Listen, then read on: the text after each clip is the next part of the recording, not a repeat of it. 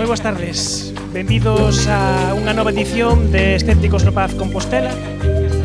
Estreamos local, damos as gracias ao Hotel Compostela por nos acoller. Temos a sorte de contar esta tarde con Alfredo García, que é operador nuclear nas redes sociais, inda que é unha mentira en sí, porque non é operador, é supervisor. Nuclear, nos fixemos a proba de apagar a luz e non se lleve verde, entonces, pois non sabemos. E entón, pois, teremos a sorte de coñecer pois a enerxía nuclear desde dentro, desde alguén que desenvolve a súa profesión traballando nunha central nuclear e que, ademais, en paralelo fai divulgación científica. Unha divulgación científica que comenzou no anonimato dentro do armario. Hubo un momento aí nun Naucas en 2019 que saiu do armario, publicou, aí está, e nada, temos a sorte de telo en Santiago. Pois nada, quedamos con Alfredo. Muchas gracias. ¿Quedan sitios aquí? Sí, sí. Muchas gracias, bienvenidos todos. Un honor estar aquí en Santiago de Compostela con tanta gente interesada en escuchar lo que os voy a contar sobre la energía nuclear. Voy a hablar de mitos, porque cuando empecé a divulgar sobre energía nuclear, empecé a pensar que había muchas frases que se repetían continuamente. Veréis que voy a citaros muchas frases que habréis oído muchas veces en los medios de comunicación, en conversaciones, vuestro cuñado. Hay mucha gente que va a repetir estas frases que son muy típicas sobre la energía nuclear.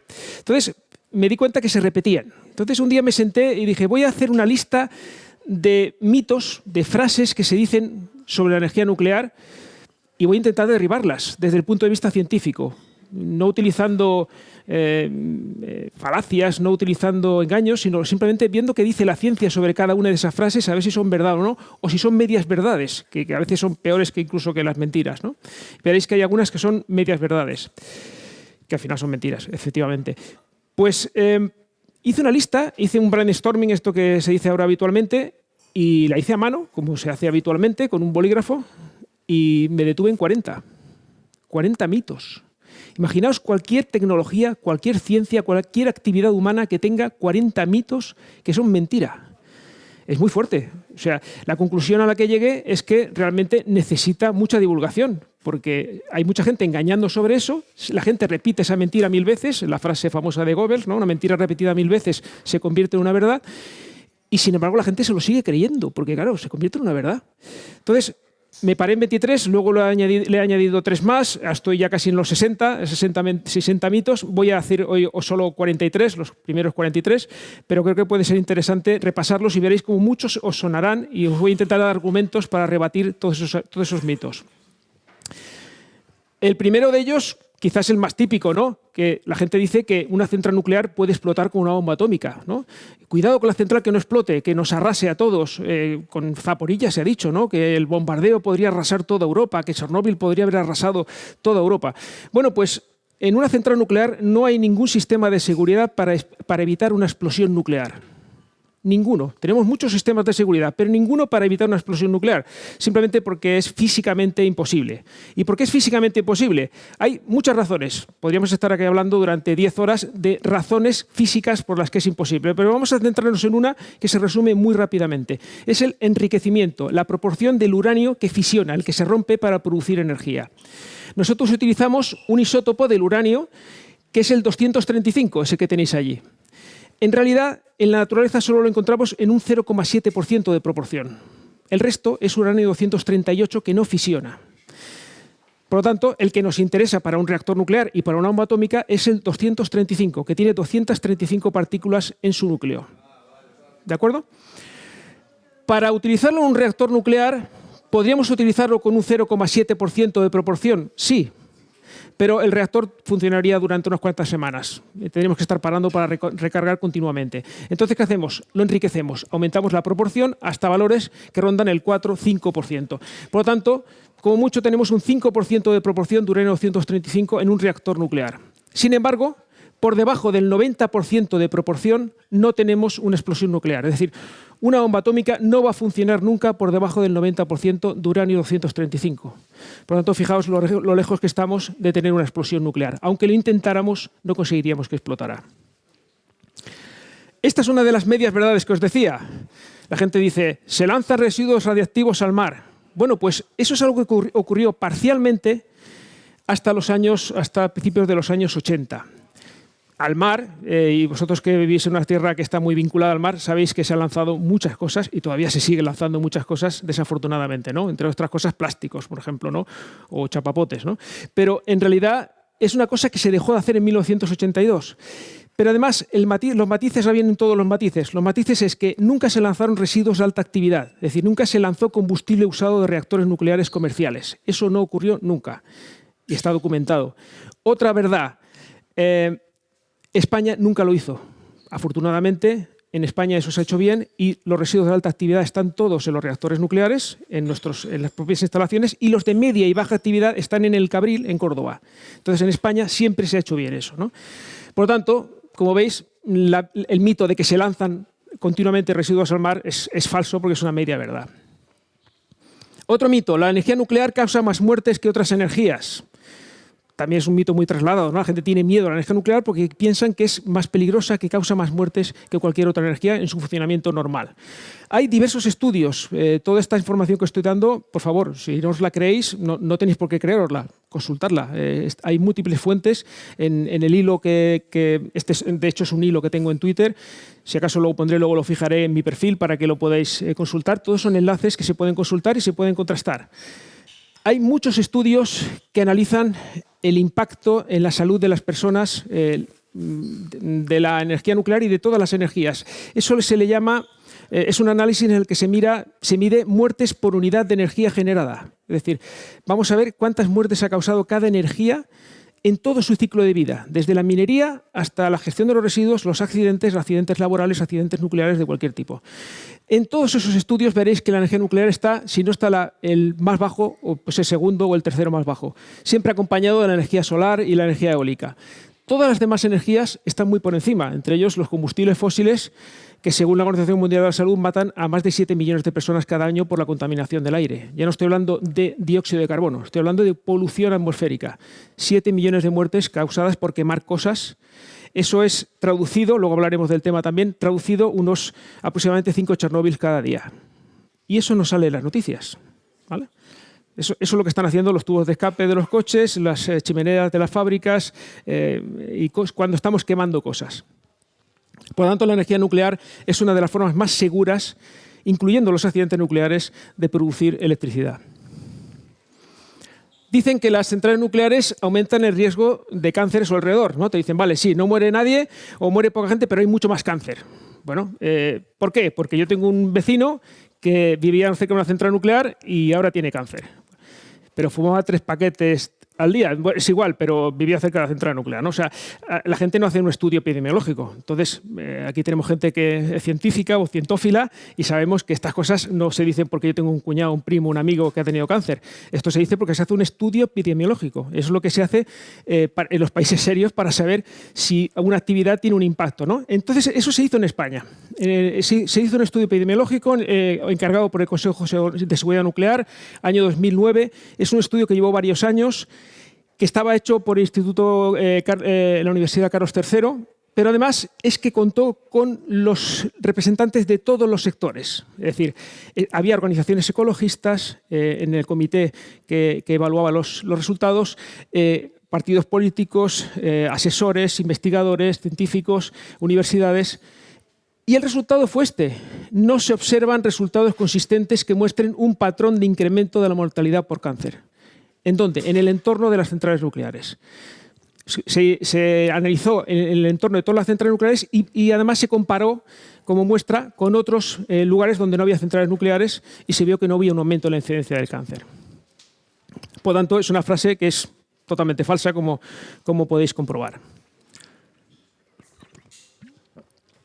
Este mito es un poco absurdo, ¿no? Hay gente que piensa que la radiactividad es algo artificial. La radiactividad es perfectamente natural. De hecho, estamos recibiendo radiactividad continuamente de los materiales que tenemos alrededor, de los rayos cósmicos, de nuestro propio cuerpo. Nosotros mismos somos radiactivos. Quien no se haya enterado hasta ahora, pues lo lamento, pero somos todos radiactivos. Todos tenemos, por ejemplo, potasio 40, todos tenemos carbono 14, que se utiliza para datar muestras orgánicas, como sabéis algunos. Es decir, incluso tenemos trazas de uranio y de torio en nuestro cuerpo, todo de forma natural, ¿vale? O sea que somos radiactivos de forma natural. Esa es la mala noticia, o lo que suena mal. La buena noticia es que esa dosis que recibimos es totalmente insignificante, no supone ningún riesgo para nuestra salud y podemos vivir muy tranquilos, ¿vale? Pero la radiactividad es un fenómeno natural que el hombre también ha sido capaz de hacer de forma artificial. Otro mito, las centrales nucleares sirven para crear bombas atómicas. Hay mucha gente que piensa que no producimos electricidad, que lo que hacemos es fabricar bombas atómicas. Este mito también parte un poco de la idea de que la energía nuclear nació inicialmente para fabricar una bomba atómica. Ese es el origen de la energía nuclear. No nos engañemos.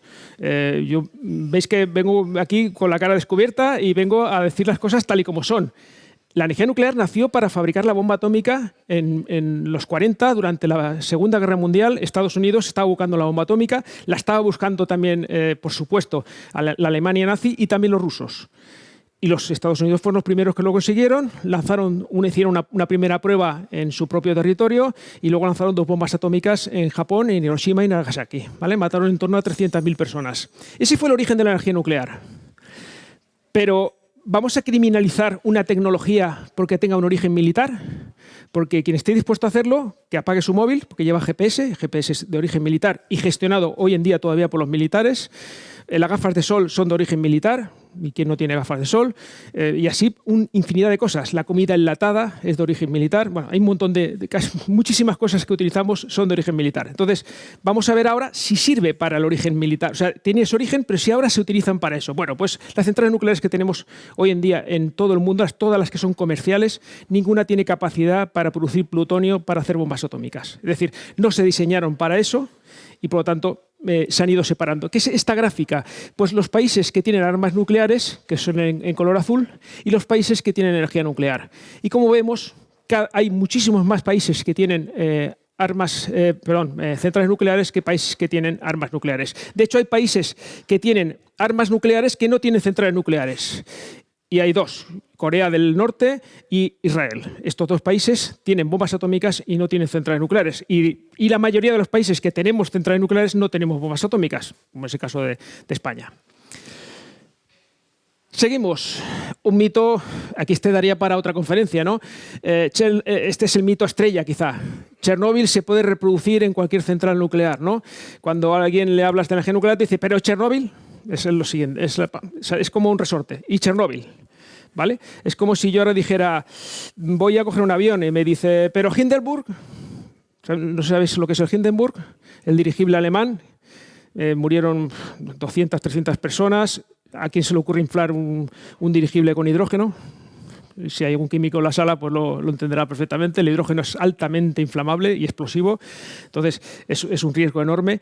Bueno, pues ese dirigible se incendió porque estaba mal diseñado y porque además estaba inflado luego se empezó a utilizar helio, pero en ese momento se utilizaba hidrógeno. Bueno, ¿no volamos ya desde entonces? Hombre, pues no. Vamos a ir mejorando las formas de volar más seguras y hoy en día sabemos que la forma más segura de viajar es en avión. Y sin embargo hay accidentes de avión de vez en cuando, ¿no? Pero hacemos un buen balance y decimos, sí, es una de las formas más seguras, ¿no? Bueno, pues Chernóbil se utiliza continuamente para hablar de la energía nuclear. Y yo digo y argumento que es por todas estas razones, que no podemos entrar en todas ellas, citaré 2 o 3, por cada una de ellas Chernóbil no es un argumento válido contra la energía nuclear. Es decir, cualquiera de estos motivos podría haber evitado el accidente, porque nuestras centrales nucleares no son equiparables a las de Chernóbil. Como tampoco un avión como el que he venido yo viajando desde Barcelona es equivalente a Hindenburg, ¿vale? Son tecnologías totalmente diferentes, con sistemas de seguridad diferentes, con regulaciones totalmente diferentes. Chernóbil estaba diseñado para producir bombas atómicas. Este estaba diseñado para eso. Era una fábrica de plutonio para hacer bombas atómicas que como subproducto producía electricidad. La seguridad era lo de menos. En la antigua Unión Soviética no les importaba demasiado la seguridad y se dedicaban simplemente a producir plutonio. Además, como no les importaba tanto la seguridad y el coste era lo esencial, no tenían un edificio de contención, ese edificio cilíndrico que habéis visto que tienen todas las centrales nucleares. No me refiero a la torre de refrigeración, que luego hablaremos de ella, sino un edificio cilíndrico que acaba en cúpula, ¿vale? Ese edificio está preparado para resistir incluso el impacto de aviones. Y aviones de pasajeros estoy hablando, ¿no? Bueno, Chernóbil no tenía ese edificio, ¿no? Si lo hubiera tenido, probablemente nadie conocería ese accidente, habría quedado un accidente local, ¿no? Es decir, hay muchísimos motivos por los que esa central no es equiparable a las nuestras. Sí que ha habido otros accidentes, luego hablaremos de ellos, que sí podrían haberse producido en nuestras centrales o habrían sido equiparables en nuestras centrales, pero este no. Es decir, es totalmente absurdo pensar que este accidente puede reproducirse o podría reproducirse en nuestros reactores. Mito número 8. El accidente de Fukushima causó miles de muertes. ¿Sabéis qué? El accidente de Chernóbil se produjo en el 86.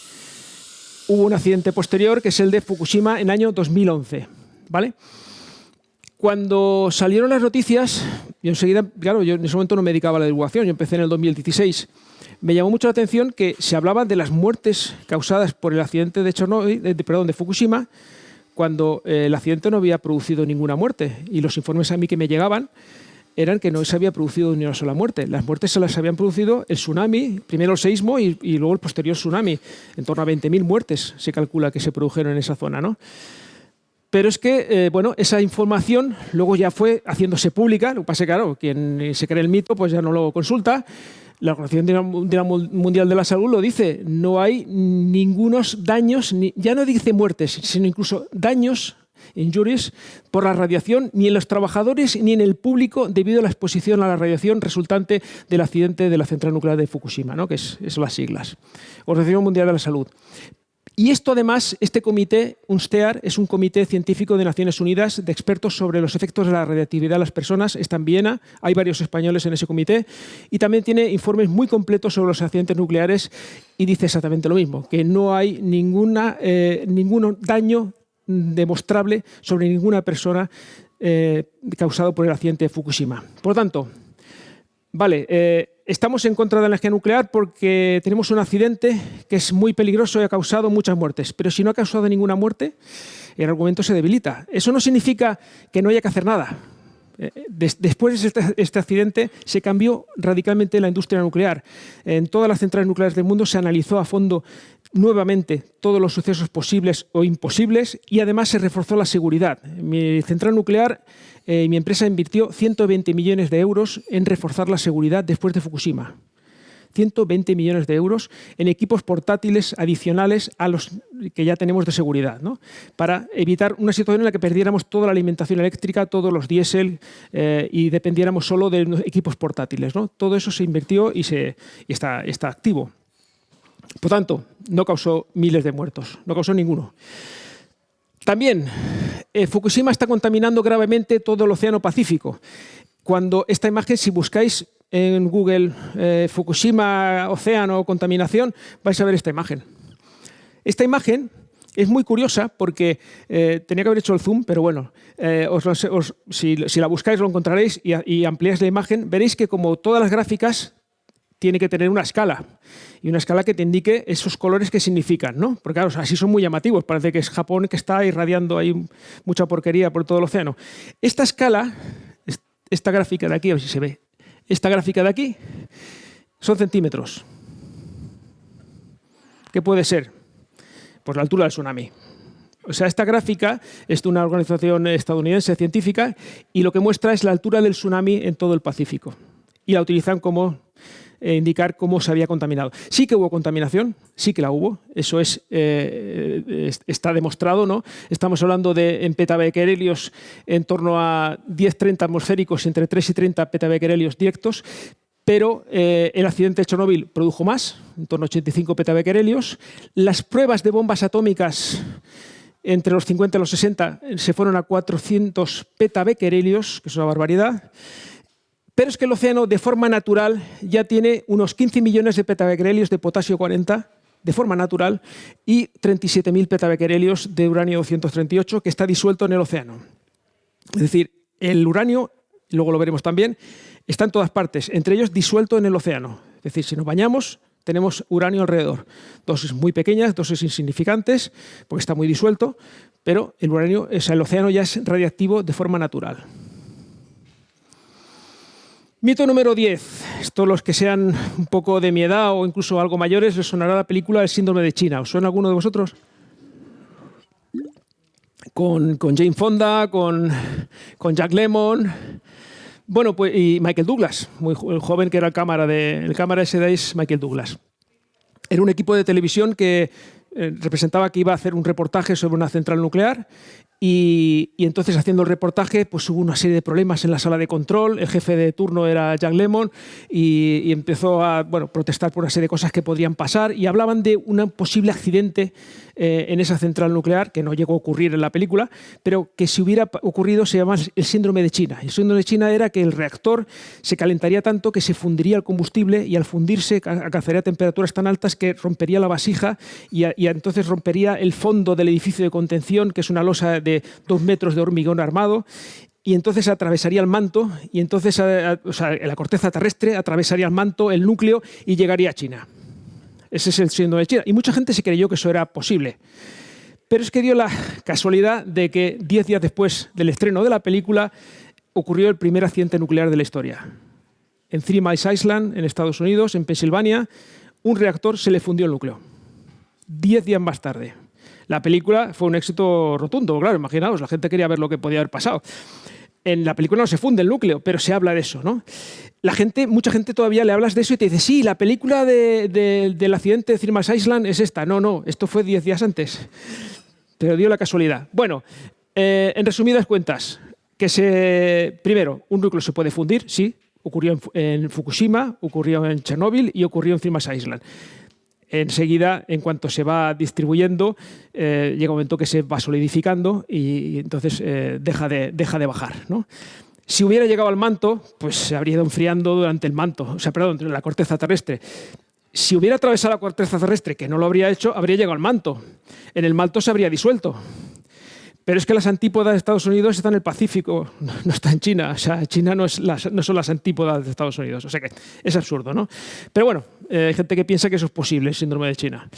Mito número 11. Los residuos nucleares se deben custodiar y generar gastos durante 10.000 años. Esta es una cosa que cuando les hablamos a las personas de que Finlandia ya está terminando de construir, que ya lo ha terminado, su almacén geológico profundo, un almacén para almacenar residuos radiactivos durante 10.000 años, ¿vale? Ya lo ha terminado de construir y ahora va a empezar a almacenar esos residuos radiactivos en ese almacén, a 500 metros de profundidad. Y entonces dicen, esos residuos, claro, ¿quién va a custodiarlos durante 10.000 años? ¿Qué empresa se va a encargar de hacer eso? Las eléctricas están pagando la gestión de los residuos, pero ¿Endesa va a seguir dentro de 10.000 años? Claro, parten de una premisa errónea, que es que el diseño de un almacén geológico profundo se hace específicamente para no necesitar supervisión y mantenimiento una vez ha sido sellado.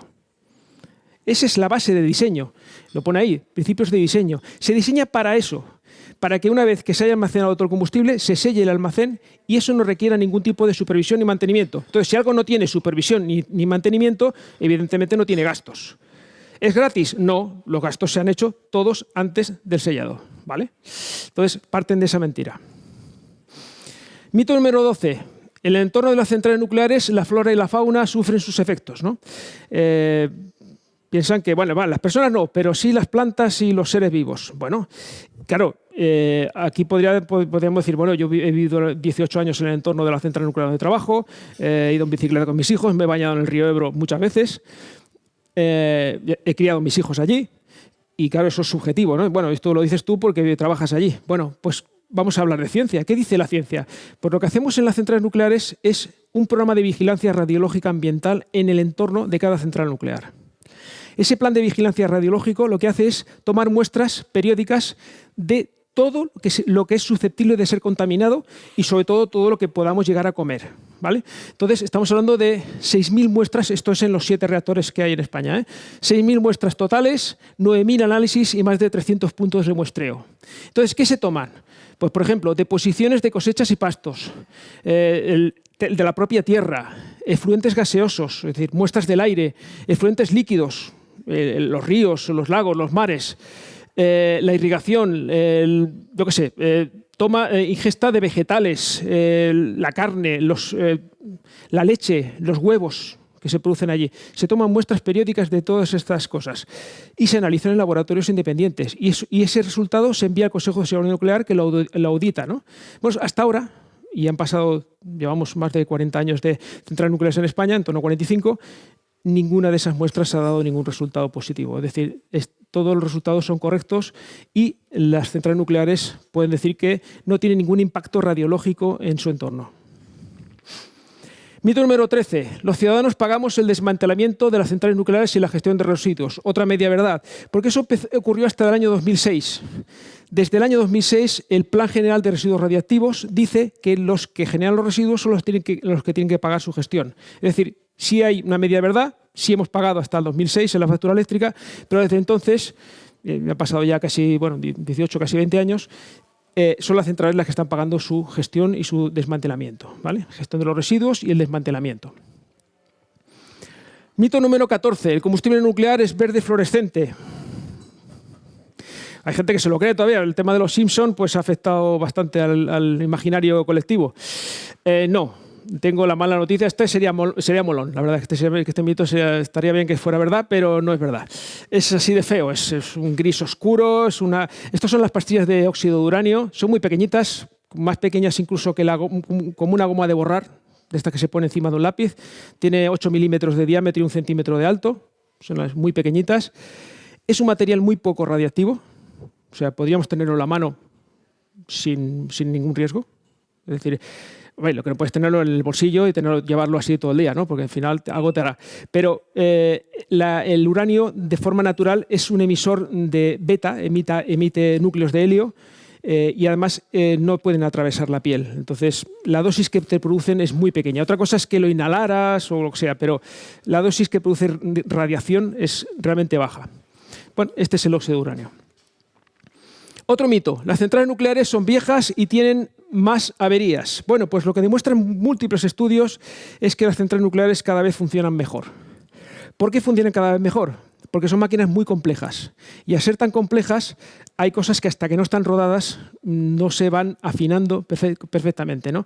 La fiabilidad de las centrales nucleares ha ido mejorando con los años en todos los aspectos. Y esto es el número de incidentes que se notifican al Consejo de Seguridad Nuclear. En los últimos años no tengo la gráfica, pero han ido bajando también, ¿no? Es decir, cada vez se notifican menos sucesos que ocurren en las centrales nucleares. Cuando hablo de sucesos notificables, me refiero a que en una central nuclear tenemos que notificar a nuestro regulador, que es el Consejo de Seguridad Nuclear, que depende del Congreso de los Diputados, no del Gobierno.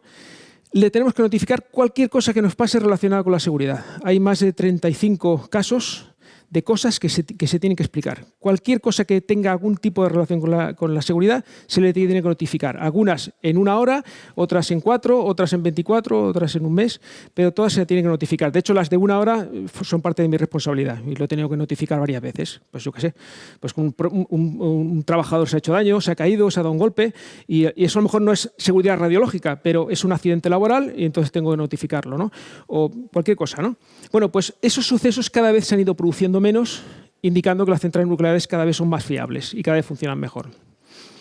Mito 16. Las centrales nucleares causan peces con 3 ojos. Es otro mito relacionado con los Simpson. Mucha gente piensa que, pues eso, que se crean mutaciones extrañas en el entorno de las centrales nucleares, ¿verdad? Bueno, pues este mito tiene mucha gracia porque resulta que en el año 2000, creo que ¿dónde está la fecha aquí? 2002, Ecologistas en Acción anunciaron, leo literalmente, la aparición de un pez con graves alteraciones genéticas en las cercanías de la central nuclear de Garoña, en Burgos. ¿Vale? Decían que había unos investigadores alemanes que trabajaban para la revista Science, me parece que era, Science o Science, ¿no? Y que estaban trabajando iban a publicar un artículo porque habían encontrado un pez con graves mutaciones genéticas. Se armó un revuelo tan grande que vieron que se estaba pasando y al final reconocieron que se lo habían inventado porque era para calentar el ambiente antes de una manifestación, ¿no? Este es el titular del Mundo, ecologistas mentirosos. O sea, más claro ya. O sea, ya no vamos a inventarnos mitos, es que vamos a inventarnos mentiras directamente, ¿no? Bueno, pues eso ocurrió. Como os decía, el plan de vigilancia radiológica ambiental sirve para comprobar que eso no ocurre, efectivamente.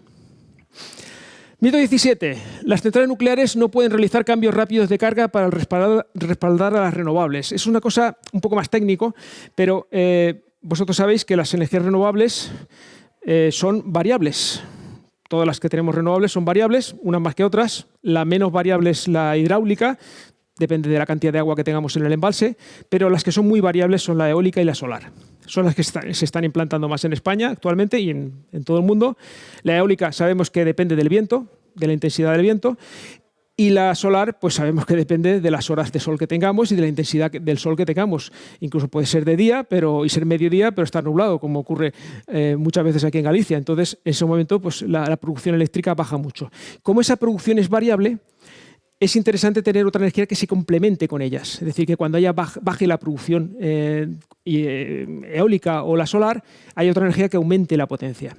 Los reactores españoles se diseñaron para funcionar siempre al 100% de potencia. Ese es su diseño, porque en ese momento no era necesaria la variabilidad. Entonces arrancan, se ponen al 100% de potencia, están un año y medio seguido al 100% de potencia y paran un mes para recargar y otro año y medio así seguido. ¿Qué pasó en Francia? Que como tienen tantos reactores nucleares y la curva de la demanda, allí no tienen tanta eólica y solar, pero sí tienen una variación de la demanda, porque por la noche sube el consumo, por las mañanas también sube porque hay producción, hay consumo eléctrico en las empresas, a mediodía baja un poco, luego va variando. Las centrales nucleares francesas, como se desarrollaron para funcionar al 100%, pero necesitaban variar potencia, instalaron un sistema que servía para hacer cambios rápidos de potencia. Ese sistema se puede instalar en las centrales nucleares españolas. Es tecnológicamente viable instalarlo. Por lo tanto, que las centrales nucleares no pueden realizar cambios rápidos de carga para respaldar a los renovables es mentira, porque sí lo hacen en algunos países y en España podrían hacerlo. Es decir, que es un mito que es falso. Este lo dicen muchos ingenieros y muchos ingenieros que han estudiado ingeniería eléctrica, ¿no? Pero bueno, quizá no lo conozcan. Mito 18. Hay varios mitos relacionados con las torres de refrigeración. Son uno de los mitos más típicos porque si buscáis central nuclear en Google vais a ver torres de refrigeración. Casi siempre. ¿Vale? Y si no suena, o cuando una noticia habla de energía nuclear se ve una torre de refrigeración. Casi siempre. ¿Verdad? ¿A que suena mucho? Bueno, pues claro, cuando alguien ve una torre de refrigeración dice eso es una central nuclear. Vale, pues esto no es una central nuclear. Esto es la central de carbón de Andorra, en Teruel. ¿Vale? Que está en demolición ya, por cierto. Sí, estos son torres de refrigeración, tiene 3, pero la peligrosa es esa de arriba, que es la que está soltando el dióxido de carbono y los restos de productos de la combustión y la contaminación, ¿vale? O sea que realmente ese es el peligro, no las torres de refrigeración, que luego veremos que lo que están emitiendo simplemente es agua. Agua, vapor de agua y microgotas de agua en suspensión, solo agua. Es decir, en una central de carbón, las torres de refrigeración son tan inocuas como lo son en una central nuclear. ¿Vale?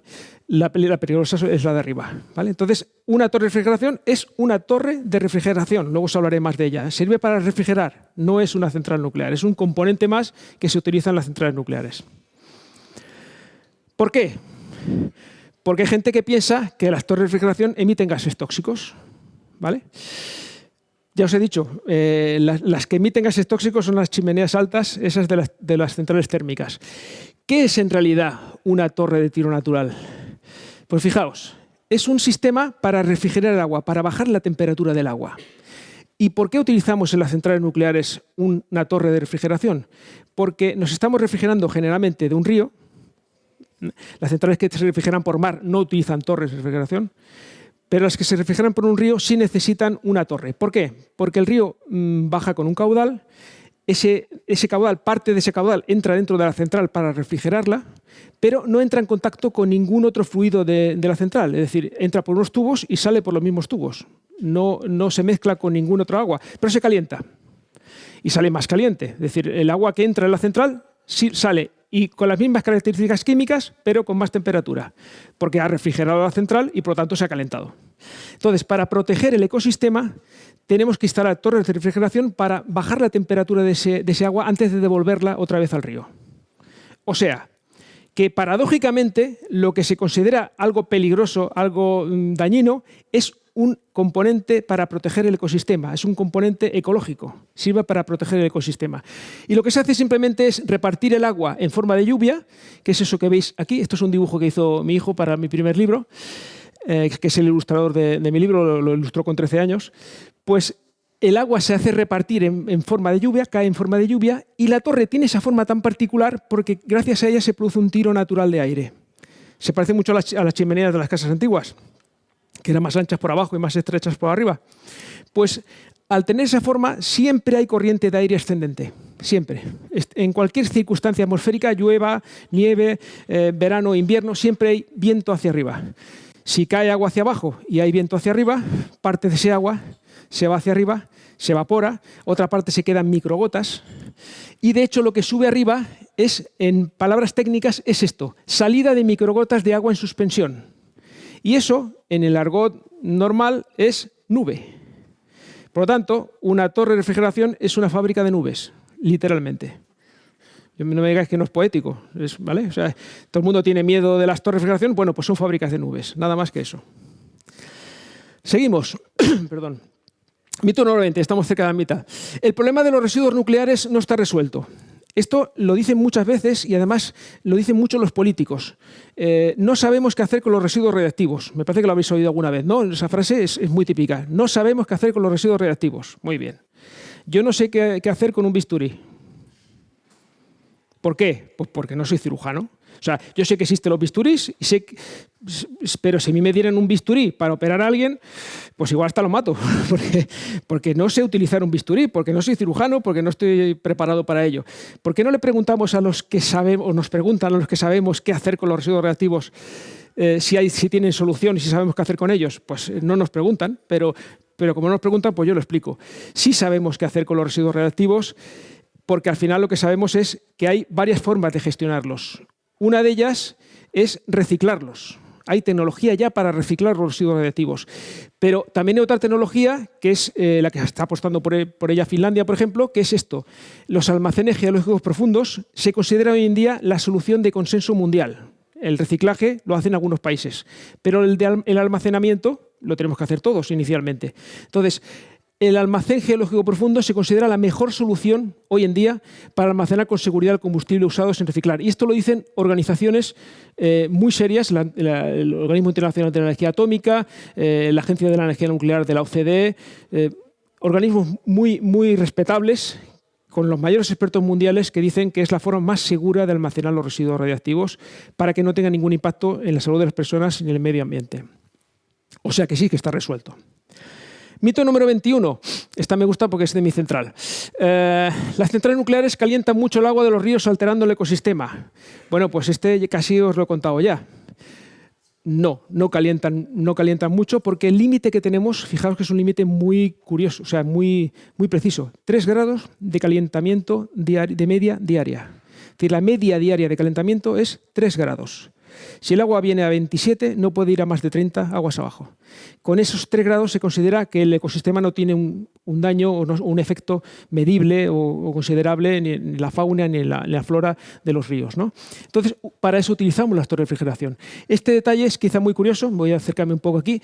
Esto es el río Ebro, ¿vale? Esta es la central nuclear de Ascó, donde yo trabajo.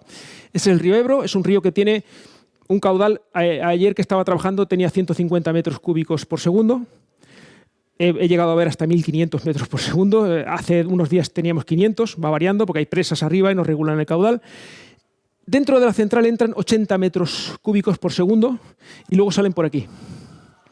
Pero antes de salir por aquí, se pasan por las torres para asegurarnos que no calentamos más de esos 3 grados. ¿Qué pasa si el agua viene muy fría? Y además viene mucho caudal de agua. Pues que claro, si entran solo 80, pero están bajando 1.500, aunque lo calientes, prácticamente la media entre aguas arriba y aguas abajo, no consigues esos 3 grados. A lo mejor está en 1 grado y medio. Entonces las torres están paradas, porque no hacen falta. Pero si en verano, por ejemplo, pues casi siempre está en funcionamiento porque los caudales son bajos y las temperaturas son altas. Vale, pues volvemos. Las centrales nucleares no calientan mucho, o sea, es un mito que es mentira. Otro, las centrales nucleares emiten continuamente agua y gases radiactivos. Esto es otra media verdad. Pero claro, cuando te dicen eso, tú estás pensando que están contaminando continuamente, ¿vale? ¿Y por qué digo que es una media verdad? Porque hay parte de cierto. Las centrales nucleares emiten de vez en cuando tanto fluentes líquidos, residuos líquidos, como residuos gaseosos. Los sólidos los almacenamos todos. Los de alta actividad, como os he dicho antes, nos los quedamos, que es el combustible usado, nos lo quedamos en la propia central, y los de media y baja actividad van al Cabril, que es un almacén que tenemos en Córdoba. Pero también hay residuos líquidos y también hay residuos gaseosos. ¿Se emiten al medio? Sí, pero no tal cual, evidentemente. ¿Qué es lo que se hace? Con los residuos líquidos lo que se hace es un tratamiento. ¿Qué es un agua que... son residuos líquidos porque es agua que tiene sustancias radiactivas. Esas sustancias radiactivas, ¿qué son? Esencialmente minerales, metales, productos de la fisión, ¿vale? Esos metales, al final son minerales, es agua mineralizada, pero esos minerales son radiactivos. Entonces, agua no es altísimamente radiactiva, pero es ligeramente radiactiva y no se puede emitir al medio ambiente de forma legal. Es decir, y sería absurdo hacerlo, ¿no? Y más viviendo con nuestras familias para abajo, ¿no? No nos interesa ni además es honesto hacerlo. Entonces, ¿qué tenemos? Primero, hay una regulación. Primero que hay que pensar qué se hace con ese agua. Primero lo que hace es que la dejamos en unos almacenes, unos contenedores, unos depósitos gigantescos. ¿Por qué? Porque hay isótopos que se desintegran muy rápidamente, en minutos, en días, en semanas. Entonces, hacen el trabajo de descontaminación, lo hacen solos, es decir, se van decayendo y van dejando de ser radiactivos en un tiempo determinado. Pero hay otros isótopos que no, que tardan semanas, meses, incluso años o incluso miles de años. ¿Qué hacemos con ellos? Pasamos ese agua por unos desmineralizadores, parecidos a los descalcificadores que tiene mucha gente en la entrada del agua de su casa. Son unas resinas que retienen minerales. Pues hacemos pasar ese agua por esos desmineralizadores y además por unos filtros también que lo que hacen es eliminar impurezas. Cuando ese agua ha sido tratada, se analiza. Si cumple los límites legales para poder descargar ese agua, se descarga en tandas de 25 metros cúbicos. ¿Vale? Además, de forma muy diluida. Estamos hablando de que se descarga, si en la central entran 80 metros cúbicos por segundo, aquí estamos hablando de que estamos descargando 25 metros cúbicos en 10 horas, por ejemplo. Y, por supuesto, midiendo en tiempo real lo que se está emitiendo, ¿vale? Con lo cual, hay una regulación muy estricta de la dosis que podemos proporcionar y esa es la que se emite al medio, ¿vale? Con los gaseosos pasa lo mismo, se hace un tratamiento muy similar, ¿vale? Es decir, hay descargas legales y autorizadas y cumpliendo una regulación muy, muy estricta. Otro mito, este es el gamberro de mi hijo, que me le pedí que me hiciera un dibujo de un operador y me dibujó a mí. Es para un capítulo del libro también, ¿no? Bueno, hay mucha gente que piensa que los operadores somos como Homer Simpson, ¿no? Aparte de que no somos amarillos, no somos tan vagos como él, pero bueno. Bueno, algunos vamos echando un poco de barriga, pero no tanto como él. Bueno, en realidad lo que quería... esto lo explico en un capítulo del libro porque lo que intento explicar es que la preparación que tenemos los operadores en las centrales nucleares, ¿no? Todos estos temas son los temas que estudiamos, o los principales, ¿no? Física nuclear, diseño de la propia central, cómo funciona el funcionamiento, los sistemas, estudiamos accidentes nucleares, factores humanos, protección radiológica, normativa nuclear. A mí cuando me hablan de accidentes nucleares para meterme miedo, no me metas miedo con algo que llevo estudiando toda mi vida. O sea, a mí no me da miedo un accidente nuclear porque mi trabajo es tratar de evitar que ocurra y mi responsabilidad, pero no me da miedo. Si me diera miedo no me dedicaría a esto, ¿no? Es como si le preguntas a Fernando Alonso si le da miedo a los coches. Hombre, no le dan miedo. Él no quiere matarse, pero miedo no le dan, ¿no? Pues aquí pasa un poco igual, ¿no? Química, materiales, electricidad, electrónica, mecánica, física básica, mecánica de fluidos, termodinámica, un montón de cosas, ¿no? Los requisitos para ser operador, por si alguien se anima algún día, licencia, hay que tener primero una licenciatura, era una ingeniería técnica antes, ahora es un grado de ingeniería, de cualquier ingeniería, y luego ya la formación la paga la empresa, la central, que son 3 años para obtener la licencia de operador. Durante esos 3 años los exámenes son semanales, el aprobado es un 8 en todos los exámenes. Si suspendes con un 7,9 te dejan repetirlo una vez y si no te vas a la calle. Así durante 3 años, ¿vale? Es muy duro, muy duro. En la anterior promoción la mía se suicidó uno, pobre. Bueno, no sabemos si es por eso, pero la verdad es que el chico lo llevaba bastante mal y se suicidó. Era muy dura, la formación es muy dura. Sinceramente, no conozco a nadie que te diga, o sea, ninguno de mis compañeros realmente, que tenemos toda clase de ingeniería, yo soy ingeniero de telecomunicaciones, pero hay eléctrico, mecánico, químico, todos te van a decir que la formación es durísima. Durísima. A ver, no me considero tonto, pero tampoco me considero un genio.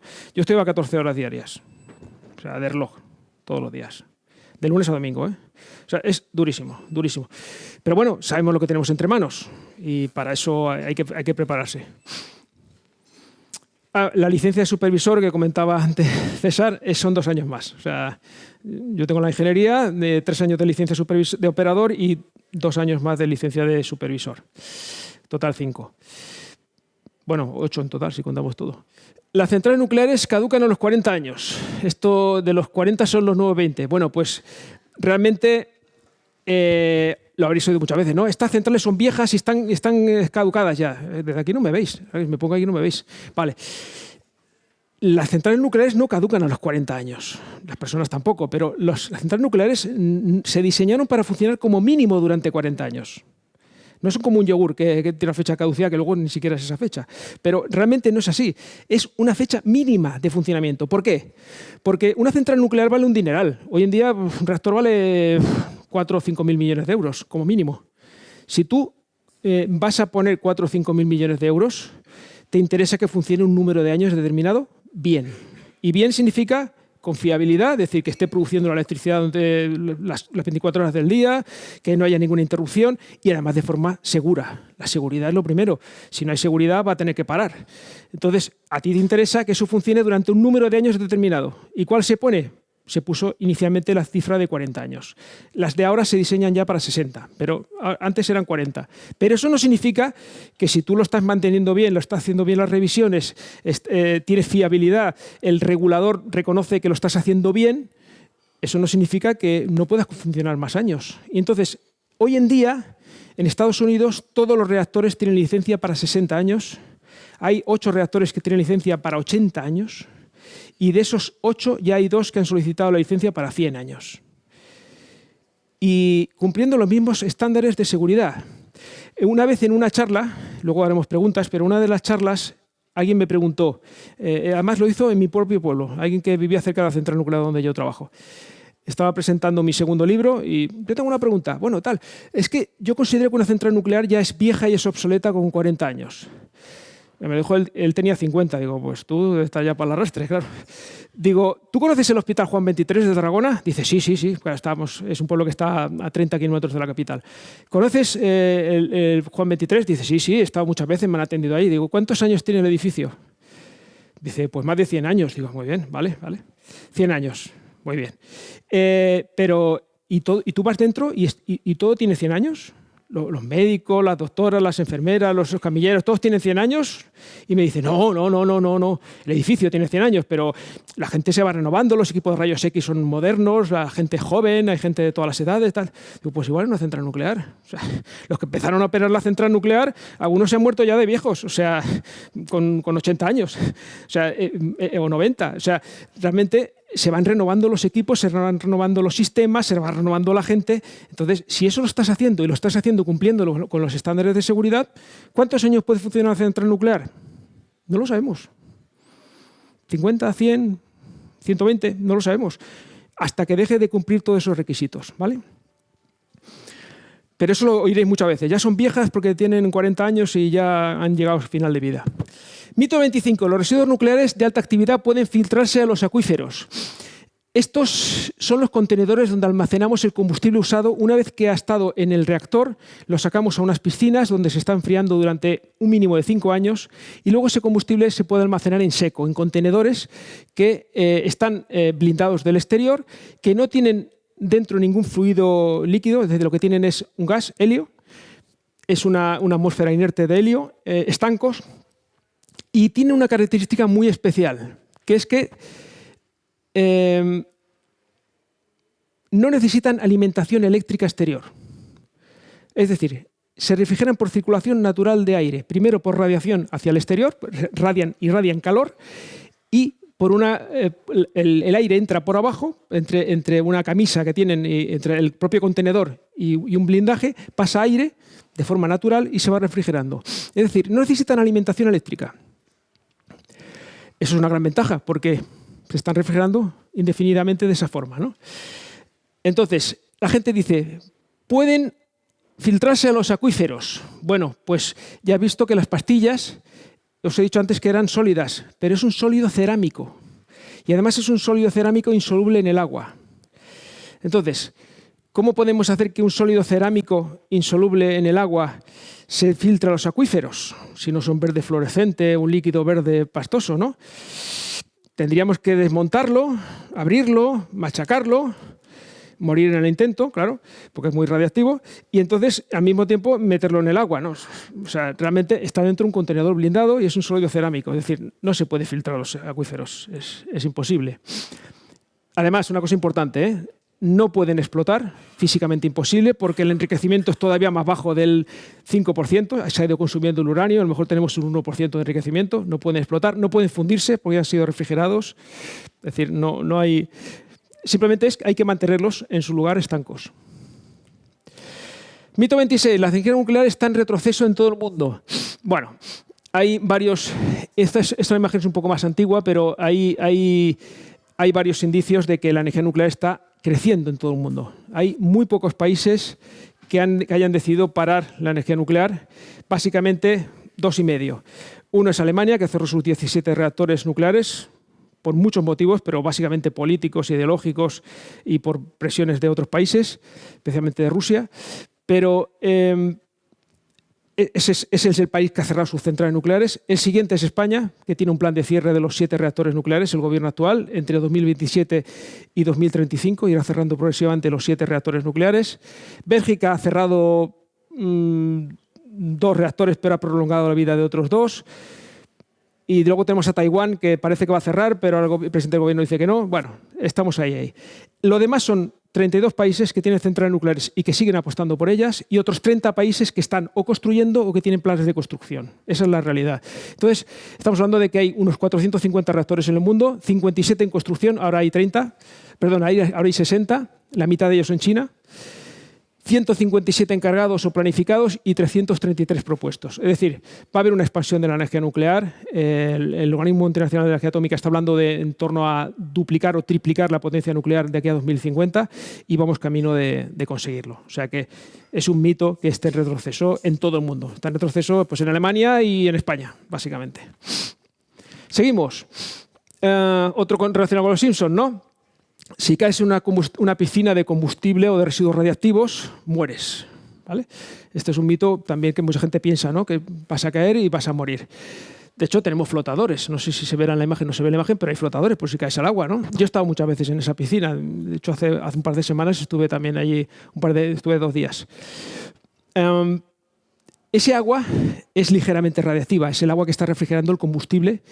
Aquí cabían, esta es una piscina de una central nuclear que tenemos en España, en Extremadura, que es Almaraz, y aquí ha estado el combustible de 30 años de producción. Es una piscina que tendría el espacio de esta sala, aproximadamente. Aquí cabe todos los residuos generados por una central nuclear durante 30 años. Esta es superficie. Luego en altura son 4 metros de altura, un poco más que esto, ¿vale? La piscina tiene más, porque la piscina tiene 7 metros de agua entre el final del elemento combustible y la superficie, ¿vale? Pero la superficie del área sería esta aproximadamente, ¿vale? Yo creo que es una cantidad de residuos bastante controlada, a diferencia de los combustibles fósiles que están lanzando todos los residuos a la atmósfera, ¿no? Bueno, pues, ¿por qué se utiliza el agua? Para refrigerar.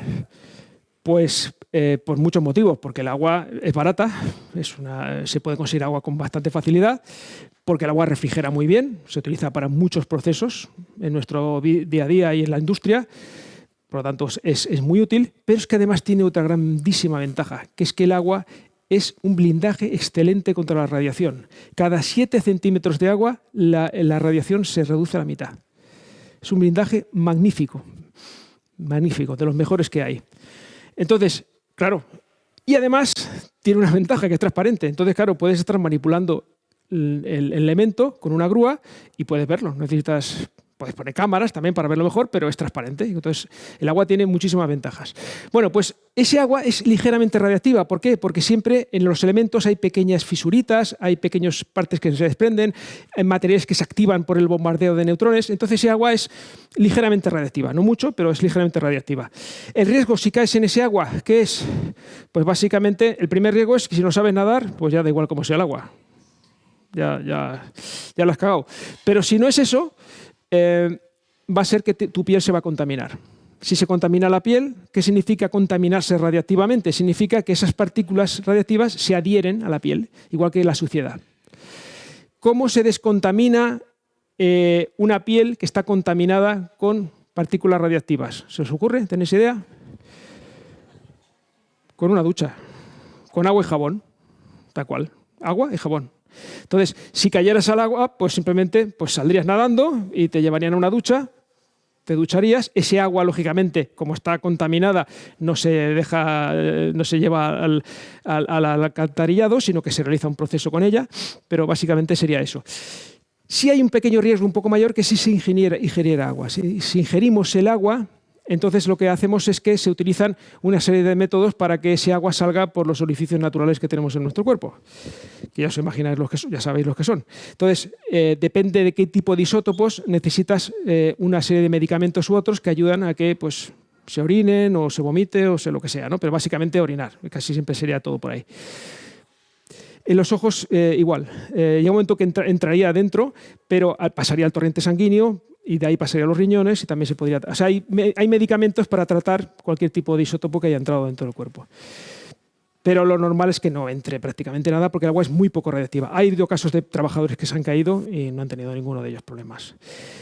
Yo no me he caído nunca en una piscina, sí me he contaminado, me contaminé en el pelo, una pequeña partícula que se me adhirió y al salir los pórticos me lo detectaron. Nada.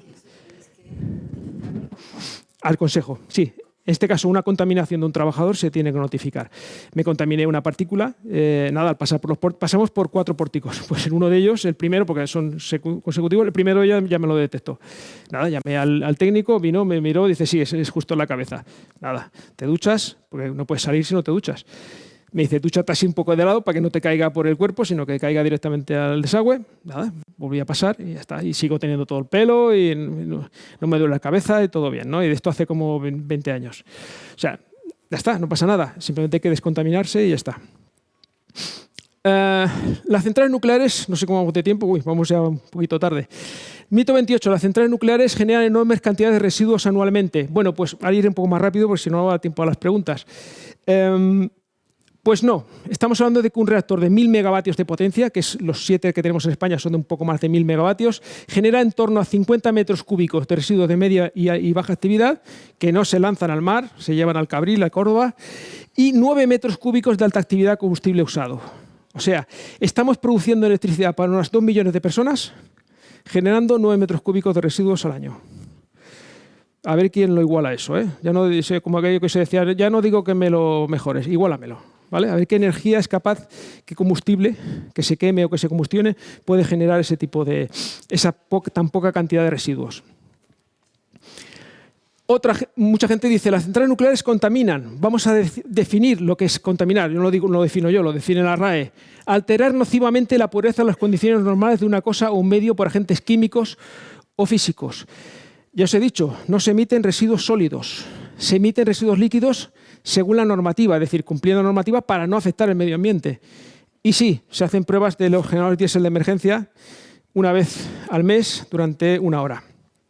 Ahí sí se contamina, pero es una prueba de 1 hora al mes. ¿Vale? Pero bueno, se puede decir que las centrales nucleares no están contaminando el medio ambiente. Mito 30. Este lo utilizan mucho últimamente los ecologistas, especialmente Greenpeace. Dicen, las centrales nucleares emiten más CO2 que las energías renovables. ¿Vale? Y entonces, y si les preguntas por qué, te dicen porque la minería del uranio y la extracción del uranio y la construcción de las centrales generan también emisiones, porque hay camiones, hay fábricas y tal. Vale, pero es que si miramos lo que dice el panel de expertos sobre el cambio climático de Naciones Unidas, el IPCC famoso, cuando se hacen las COPs, están las reuniones y lo explican, cuando se miden las emisiones de cualquier energía, se miden, aquí lo digo, de emisiones de dióxido de carbono de todo el ciclo. Y cuando digo de todo el ciclo, es de todo el ciclo, desde el principio de cada energía, es decir, desde la minería hasta el desmantelamiento y la gestión de los residuos. Por eso, no hay ninguna energía que tenga cero emisiones. Por eso, la energía eólica tiene 12 gramos de CO2 por kilovatio hora producido. ¿Por qué? Porque la energía eólica hay minerales que hay que sacar de las minas, hay que construir los aerogeneradores, hay que transportarlos en camiones. Aunque cuando esté produciendo electricidad no emita CO2, pero durante todo su ciclo de vida sí emite una pequeña cantidad de CO2. ¿Qué pasa? Pues que si miramos todo el ciclo de todas, la energía nuclear está igualada prácticamente con la energía eólica. ¿Vale? De hecho, tiene 4 veces menos emisiones que la fotovoltaica de gran escala. ¿Por qué? Porque aunque la energía nuclear cuando produce electricidad no emite CO2 y la fotovoltaica tampoco, la fotovoltaica necesita más minerales para producir la misma cantidad de energía. Por lo tanto, tiene más emisiones. Las que, por supuesto, tienen más emisiones es el carbón, la biomasa, el gas natural, etcétera, ¿no? Por lo tanto, es un mito que es falso. Mito 31. Un almacén geológico profundo de residuos nucleares no permanecerá intacto 10.000 años. Bueno, pues hay evidencia científica de que ha habido reactores nucleares naturales hace 2.000 millones de años en África, en Gabón, y esos residuos radiactivos están almacenados todavía allí. Es decir, han permanecido 2.000 millones de años y por arriba hay personas, hay vegetación, hay vida. Es decir, se pueden almacenar de forma... Estos se hicieron de forma natural, pero si encima lo hacemos con ingeniería a 500 metros de profundidad y con normas de seguridad actuales, pues sí se puede mantener esa seguridad. Vamos mal de tiempo, pero voy a intentar ir más rápido. Mito 32. No habrá uranio para las centrales nucleares. Solo os lo resumo una cosa. Nadie en la industria nuclear está preocupado por el suministro de uranio. Es decir, no nos va a faltar material fisible para los próximos cientos de años. No, digo cientos porque pueden ser miles, ¿no? Hay reservas identificadas para 135 años, pero cuando alguien habla de minería, si alguien aquí lo conoce el tema, cuando se habla de recursos minerales hay que hablar de precio también. Es decir, tenemos estos recursos para este precio. A un precio mayor hay más recursos, porque cuestan más caros, pero podemos extraer más. Es decir, que puede haber, el precio del uranio además está subiendo ahora, va a haber más recursos, hay reservas que no están identificadas, se están reciclando residuos radiactivos y armamento, bombas atómicas se están reciclando y se pueden utilizar en reactores nucleares, ya hay experiencia en eso. Hay reactores de cuarta generación que están reciclando ya residuos radiactivos. Rusia y China tienen una central cada uno de ellos que ya está produciendo. Y el torio, que es un elemento químico que no es fisible directamente, pero se puede convertir en uranio, en un tipo de uranio que es fisible y que es 4 veces más abundante que el uranio en la Tierra, ¿no? Además, el océano está repleto, como os he dicho antes, de uranio. Hay reservas de uranio en el océano para 100.000 años. Y, de hecho, ya se está empezando a extraer de forma experimental. O sea, no habrá problema. Dicen que las centrales nucleares son muy caras de construir. Bueno, pues sí, son muy caras de construir, pero al mismo tiempo van a producir enormes cantidades de energía durante 60, 80 o 100 años. Entonces, sí, son caras. Este es un mito que es, bueno, medio verdad, sí son caras de construir, pero eso no las invalida como argumento porque van a producir energía durante muchísimos años. Los aerogeneradores o los paneles solares producen menos cantidad y funcionan durante 20, 25, 30 años como mucho, ¿no? Y eso no significa que debamos dejar de utilizar energías renovables, ¿no? Sino que la energía nuclear también sigue siendo necesaria. ¿Las centrales nucleares tardan más de una década en construirse? Bueno, pues normalmente se están construyendo, la mediana hoy en día es de 7 años aproximadamente. Incluso China ya está construyendo en 5 años. En general, los países que tienen más experiencia construyendo son los que cumplen más los plazos en la construcción de las centrales nucleares, porque hay experiencia, ¿no? Otro mito dice que la energía de carga base no es necesaria. Pues bueno, la energía de carga base es esencial porque cuando hay fluctuaciones del consumo eléctrico siempre necesitas una base que te garantice un dato muy curioso que conoceréis todos. Esos 50 Hz que aparecen en todos los aparatos electrónicos, los 50 hercios de la corriente alterna que tenemos, es esencial para la estabilidad de la red eléctrica. Sin unos grandes generadores síncronos como tenemos en las centrales nucleares o las grandes centrales hidroeléctricas o las grandes centrales de carbón, que esas hay que irlas reduciendo, sin esos grandes generadores no podríamos tener esa estabilidad en la red eléctrica que es esencial. Mito 36. Las centrales nucleares españolas no serían rentables sin las subvenciones del Estado. Es que es mentira. No hay ninguna subvención a las centrales nucleares. En realidad es lo contrario. Una cantidad enorme de impuestos duplicados, porque hay muchos políticos que consideran las centrales nucleares la gallina de los huevos de oro. Entonces, es muy fácil poner un impuesto directamente sin tener ninguna contrapartida. Hay impuestos que están denunciados, incluso ante el Tribunal Supremo, que el propio tribunal ve indicios de inconstitucionalidad porque son impuestos que a lo mejor ya están grabados con otro impuesto de origen nacional y en la autonomía determinada en Cataluña o en Extremadura ponen un impuesto adicional, ¿no? Bueno, en realidad las centrales nucleares no reciben ningún tipo de subvención. Y son privadas, por supuesto. Mito 37. Las centrales nucleares contribuyen a la proliferación del armamento nuclear. Ya hemos visto antes que no, pero es que además es justo al revés. Entre 1993 y 2013, Estados Unidos produjo el 10% de su electricidad con el reciclaje de bombas atómicas de la antigua Unión Soviética. La Unión Soviética se encontró con un problema de que tenía muchas armas que estaban en muy mal estado. La Unión Soviética, Rusia, cuando empezó a independizarse, bueno, a ser un país independiente totalmente a partir del año 1990, y vendió a Estados Unidos un montón de cabezas nucleares de plutonio, y Estados Unidos la reconvirtió en combustible para reactores nucleares, ¿vale? Lógicamente, mezclándolo con uranio 238 para que sea uranio bajamente enriquecido, es decir, en torno al 4 o 5%, o sea, no ponían enriquecimiento del 90% en los reactores, sino del 4 o 5%, y estuvo produciendo electricidad durante ese tiempo, ¿no? 20 años, el 10% de la electricidad de Estados Unidos. Mito 38. Los terroristas podrían realizar bombas atómicas con el combustible nuclear. Es un mito muy absurdo por muchos motivos. Primero, porque hay gente que piensa, esto es un contenedor, y esto es mi central nuclear, aquí trabajo yo en Ascó. Esto es un contenedor que se está llevando al almacén donde lo dejamos. Es un almacén que en realidad es una losa, porque se deja a la intemperie. Este es el contenedor. Fijaos que los trabajadores no llevan nada especial, es un traje de trabajo, su casco, ¿vale? La dosis que recibe esta persona que lleva la grúa es como la que tenemos nosotros aquí, o sea, se está midiendo constantemente, lleva un dosímetro, ¿vale? Hay quien dice que unos terroristas podrían llevarse este combustible, ¿vale? Este vehículo va a la tremenda velocidad de 5 kilómetros por hora, es su velocidad máxima.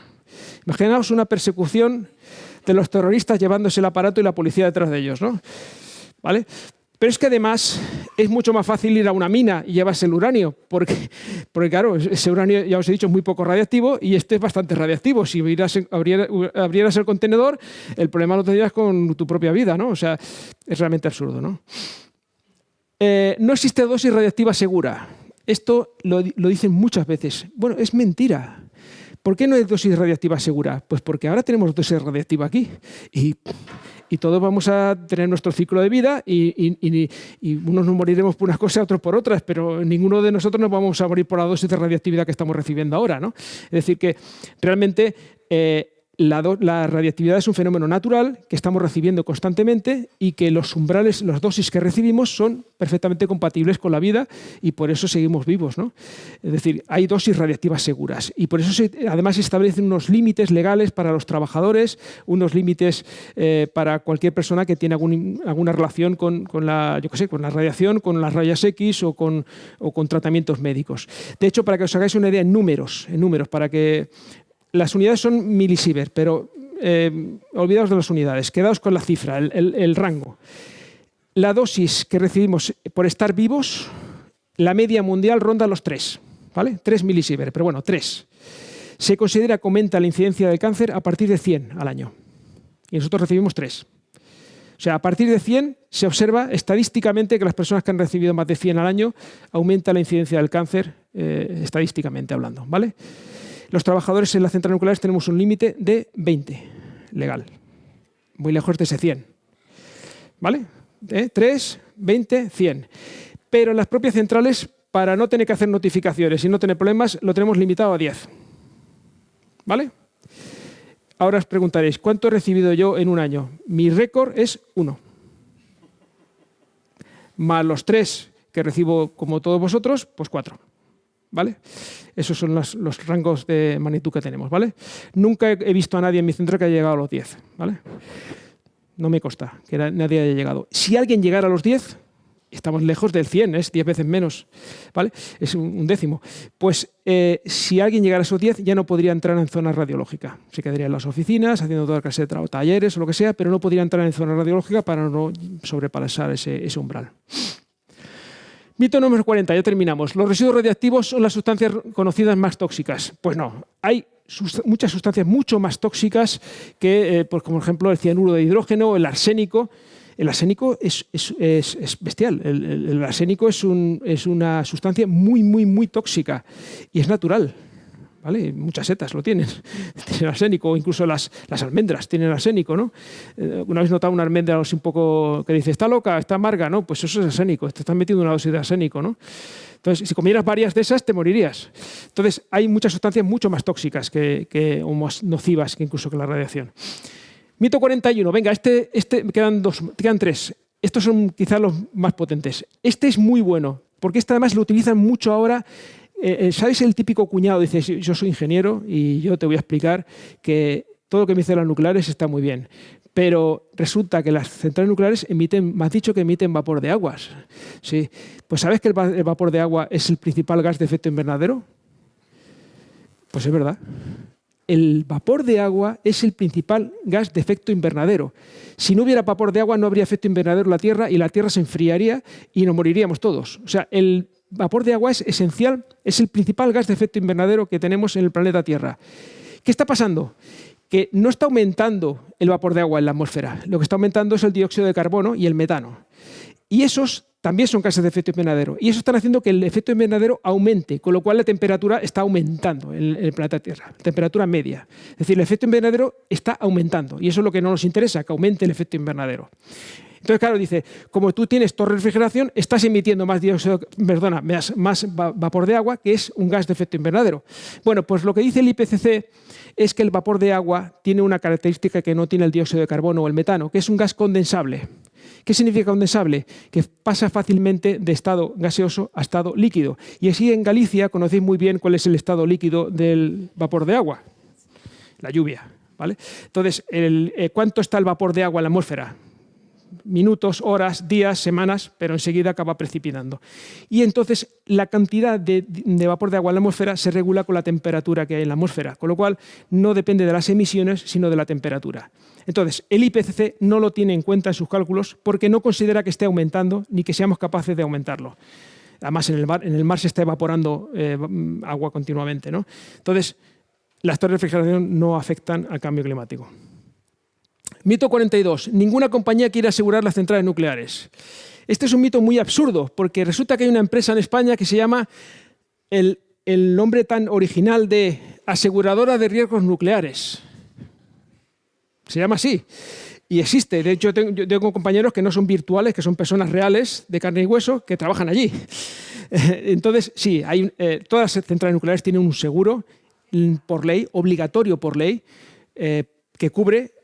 Creo que en España estamos, si no recuerdo mal, en los 700 millones de euros de indemnización en caso de que hubiera un accidente nuclear. Y alguien me podría decir, vale, sí, es un seguro, vale, ahora una vez que te lo aceptan, dices, sí, vale, sí, hay seguro y pagáis un seguro. Porque la gente decía que no había seguro, pero ahora dices que sí, hay seguro, vale. Pero es un seguro que es limitado. Bueno, pues como todos, evidentemente. O sea, yo voy con mi coche y mi coche tiene un seguro, pero si yo me doy contra la columna de un estadio, se cae toda la grada y mueren 50.000 personas, pues mi seguro no va a cubrir eso. Bueno, pues evidentemente. O sea, los seguros no cubren todo, pero internacionalmente está establecido, hay un protocolo que dice que tiene que haber un seguro y además establece unos límites. Lógicamente, cuando sobrepasa eso, pues es el Estado el que tiene que cubrirlo, ¿no? Pero sí hay un seguro, que ese es el mito, ¿no? Que no hay ningún seguro. Mito 43, y este es el último ya. Un accidente nuclear, y este me gusta mucho porque me parece muy importante. Un accidente nuclear deja daños genéticos a los hijos. Hay muchas personas que piensan que las personas que recibieron dosis altas de radiación en el accidente de Chernóbil es el único de los 3 accidentes que ha tenido víctimas mortales, ¿vale? Se calcula que directas 100 y pico muertes y luego hay estimaciones científicas, las no científicas pasamos de ellas. Las científicas estiman de hasta 4.000 muertes se podrían haber producido en el accidente de Chernóbil. Bueno, pues dice que las personas que recibieron dosis y que luego tuvieron hijos, es decir, hijos concebidos después de haber recibido la dosis, esos hijos tenían malformaciones genéticas y tal cual. Bueno, pues hay un estudio epidemiológico muy importante que se hizo por 36 autores, entre ellos los mayores expertos sobre estos fenómenos. Se publicó en Science hace no demasiado, año 2021, y dice esto: ausencia de efectos transgeneracionales, es decir, de una generación a otra, debido a la exposición de la radiación ionizante del accidente de Fukushima. Es decir, no se pasó ninguna malformación genética de los padres a los hijos debido al accidente de Chernóbil del año 1986. Es decir, las personas que recibieron la dosis, algunos murieron, otros desarrollaron cáncer, pero nadie le pasó a sus hijos ningún tipo de malformación, ¿no? Y eso está demostrado ya científicamente con este estudio.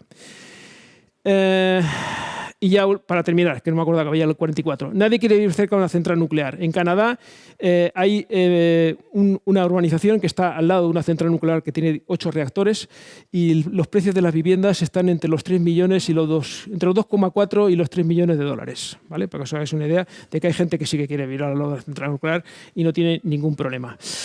Eso lo explico básicamente en este libro, La energía nuclear salvará al mundo, que alguno he visto que lo tenéis por aquí, y luego escribí este libro, Geoestrategia de la bombilla. Y básicamente, pues esto es lo que quería contaros. Espero que os haya resultado interesante y si tenéis preguntas, pues encantado. Gracias.